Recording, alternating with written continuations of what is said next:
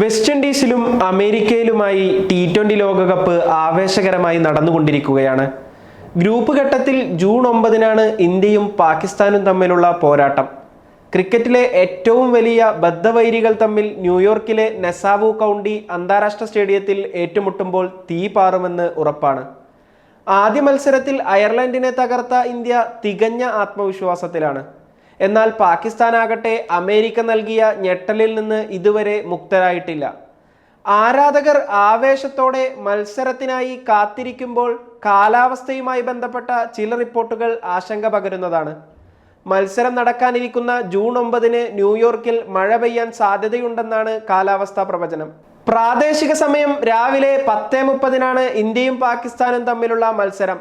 ന്യൂയോർക്കിൽ രാവിലെ 11 മുതൽ മഴ പെയ്യാനുള്ള സാധ്യത 51% കാലാവസ്ഥാ വിഭാഗം അറിയിക്കുന്നത്. വൈകിട്ട് 4 മണി വരെ മഴയ്ക്കുള്ള സാധ്യത 45 മുതൽ 50% വരെ ശക്തമായി നിലനിൽക്കുന്നുണ്ടെന്നാണ് പ്രവചനം.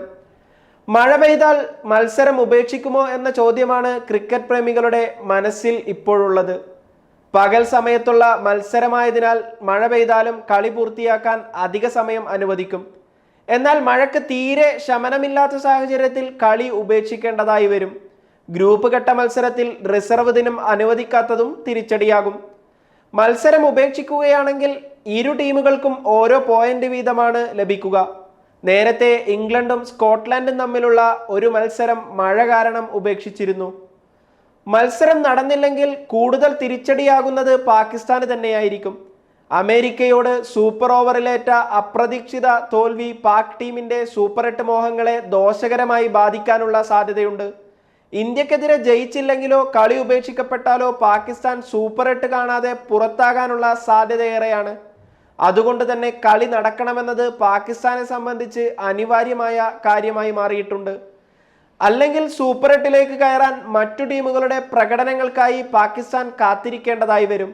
പാകിസ്ഥാനും ഇന്ത്യക്കും പുറമെ ഗ്രൂപ്പ് എയിൽ അമേരിക്ക, കാനഡ, അയർലൻഡ് തുടങ്ങിയ താരതമ്യേന ദുർബലരായ ടീമുകളാണ് ഏറ്റുമുട്ടുന്നത്.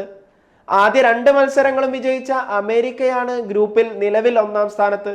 ലോകകപ്പ് ഉദ്ഘാടന മത്സരത്തിൽ കാനഡയെ 7 വിക്കറ്റുകൾക്ക് തോൽപ്പിച്ച അമേരിക്ക പാകിസ്ഥാനെതിരെ സൂപ്പർ ഓവറിലാണ് അപ്രതീക്ഷിത വിജയം സ്വന്തമാക്കിയത്.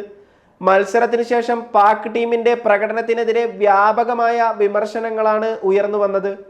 ആദ്യമായി ലോകകപ്പ് കളിക്കുന്ന അമേരിക്കക്കെതിരെ പരാജയപ്പെട്ടതാണ് വിമർശനങ്ങൾക്ക് കാരണം.